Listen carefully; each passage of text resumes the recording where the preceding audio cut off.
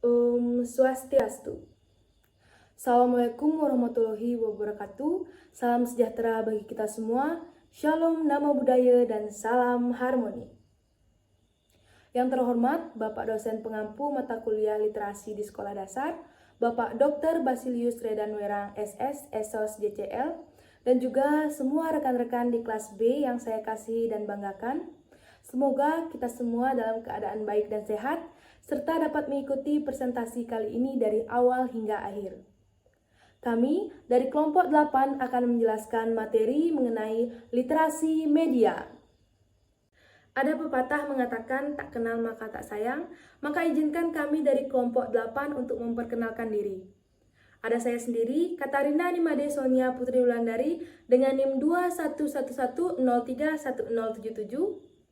Yang kedua ada Komang Yogi Adi Pranata dengan NIM 2111031140. Ada Ketut Arini dengan NIM 2111031077. Adapun topik bahasan yang akan kami bahas pada presentasi kali ini, yang pertama tentunya adalah pengertian dari literasi media, yang kedua yaitu konsep dasar dari literasi media, tujuan dari literasi media, bentuk-bentuk literasi media, sifat-sifat dari literasi media, faktor pendukung serta penghambat dari literasi media, karakteristik literasi media, tahapan-tahapan literasi media, dan juga yang terakhir adalah batasan-batasan dari literasi media. Baik, langsung saja kita bahas video pembahasan dari literasi media. Baik, terima kasih atas kesempatan yang telah diberikan kepada saya. Jadi di sini saya akan menjelaskan materi pertama yaitu mengenai pengertian dari literasi media.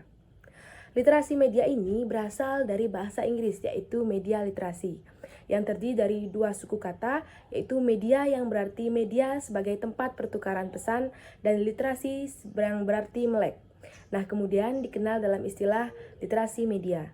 Yang dalam hal ini, literasi media merujuk pada kemampuan khalayak yang melek terhadap media dan pesan media massa dalam konteks komunikasi massa. Padanan kata dari istilah literasi media ini juga dikenal dengan istilah melek media, yang pada dasarnya memiliki maksud dan tujuan yang sama. Nah, dalam National Leadership Conference on Media Education menyatakan bahwa definisi dari literasi media ini adalah sebagai kemampuan untuk mengakses, menganalisis, mengevaluasi, dan juga mengkomunikasikan pesan dalam berbagai bentuk. Nah, meski di Indonesia, literasi media atau melek media ini baru populer sekitar tahun 2000-an, literasi media ini memiliki sejarah yang cukup panjang. Nah, sejarah literasi media mulai dikenal atau dimulai tahun 1964 oleh UNESCO saat mengembangkan prototipe model program pendidikan media yang akan dijalankan di seluruh dunia. Nah, pada perkembangan selanjutnya, literasi media ini dikembangkan bukan lagi dengan tujuan utama, yaitu sebagai proteksi terhadap generasi muda, melainkan merupakan upaya mempersiapkan generasi berikutnya untuk dapat hidup di dunia yang sesak terhadap media. Materi selanjutnya yaitu adalah konsep dari literasi media. Nah, menurut Sher, Joel, dan Tolman, ada 5 konsep inti dari literasi media. Yang pertama yaitu adalah semua pesan media itu dikonstruksikan. Yang kedua yaitu pesan-pesan media dikonstruksikan dengan menggunakan bahasa yang kreatif dan dengan aturannya. Yang ketiga yaitu adalah orang-orang yang berbeda akan mengalami pesan-pesan media yang sama secara berbeda. Nah, yang keempat yaitu media telah menanamkan nilai-nilai dan sudut pandang. Dan yang terakhir yaitu banyaknya pesan media yang dikonstruksikan untuk memperoleh keuntungan dan juga kekuatan. Nah, selanjutnya adapun tujuan dari literasi media ada 3. Yang pertama yaitu melakukan perbaikan dan meningkatkan kehidupan dari para individu. Nah, hal ini contohnya dapat kita lihat dari upaya literasi media untuk menghilangkan efek-efek negatif yang muncul dari tayangan televisi bagi seluruh konsumen. Nah, yang kedua adalah melakukan pengajaran literasi media, misalnya dalam perubahan kurikulum yang menyangkut pada literasi media. Nah, yang ketiga Atau yang terakhir adalah menjadikan literasi media sebagai aktivisme atau gerakan sosial. Sekian yang dapat saya sampaikan, akan dilanjutkan oleh teman saya. Bentuk-bentuk literasi media dibagi menjadi 4, yaitu yang pertama literasi teknologi, yang kedua literasi informasi, yang ketiga kreativitas media, yang keempat tanggung jawab dan kompetensi sosial. Langsung saja pada pembahasan yang pertama, literasi teknologi merupakan kemampuan memanfaatkan media. Salah satu contohnya adalah internet untuk memperoleh informasi dan dapat mengkomunikasikan secara efektif. Yang kedua, literasi informasi, kemampuan untuk mengumpulkan, menyaring, mengevaluasi, serta membentuk opini atas media. Yang ketiga, kreativitas media, menekankan untuk terus meningkatkan kemampuan diri dengan membuat dan dapat menyalurkan atau mendistribusikan ide yang dimiliki. Yang keempat ada tanggung jawab dan kompetensi sosial. Di sini ditekankan kemampuan memperhitungkan serta memahami konsekuensi dan bertanggung jawab atas publikasi yang dilakukan. Berikutnya, sifat-sifat yang menjadi prinsip literasi media, itu terdapat 3 prinsipnya. Yang pertama itu literasi media sebuah kontinum. Yang kedua, literasi media bersifat multidimensi. Yang ketiga, literasi media memberi kontrol. Langsung saja yang pertama, literasi media adalah sebuah kontinum, bukan sebuah kategori, di mana di dalamnya terdapat tindakan-tindakan dan kita menempati tingkatan tertentu di dalam melek media. Dalam perspektif belajar sepanjang hayat, melek media merupakan kemampuan potensial yang dapat berubah sepanjang hayat seseorang. Yang kedua, literasi media bersifat multidimensi, di mana dimensi-dimensi di dalamnya terdapat ranah kognitif,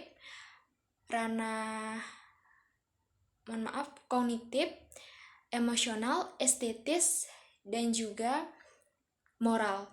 Ranah kognitif sendiri mencangkup proses-proses mental dan berpikir. Yang kedua, ranah emosional itu menyangkut perasaan. Yang ketiga, ranah estetis mencangkup pemahaman, apresiasi terhadap konten-konten media. Yang keempat, ranah moral mencangkup pemahaman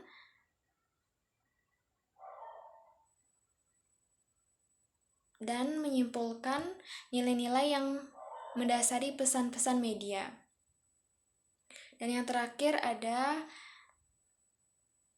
literasi media memberi kontrol yang lebih besar atas interpretasi karena semua pesan media merupakan hasil konstruksi. Adapun faktor pendukung dan faktor penghambat pengembangan literasi media.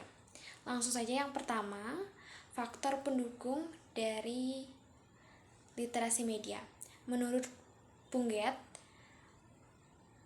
pengembangan literasi media itu didukung dengan gerakan akar rumput atau kita kenal dengan grassroots. Punggett menekankan bahwa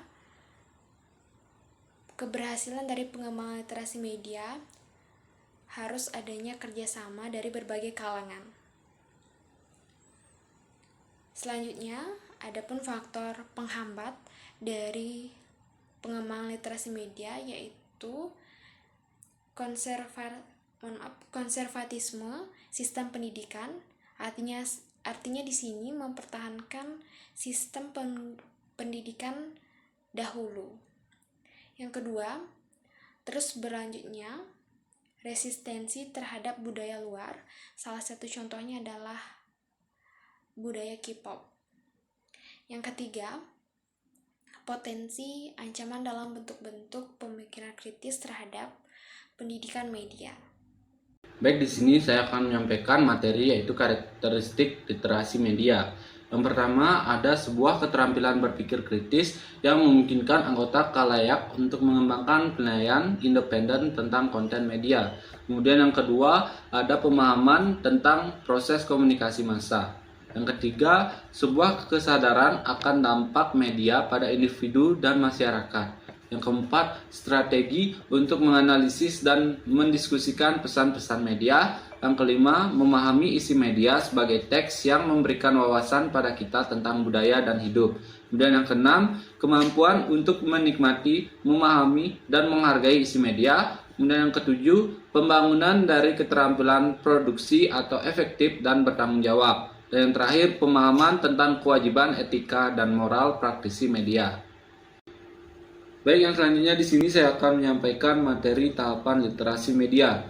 Nah, tahapan literasi media ini dibagi menjadi 3. Yang pertama, peduli akan pentingnya mengelola media, membuat pilihan tontonan, mengurangi waktu menonton televisi, video games, film, dan berbagai bentuk media cetak.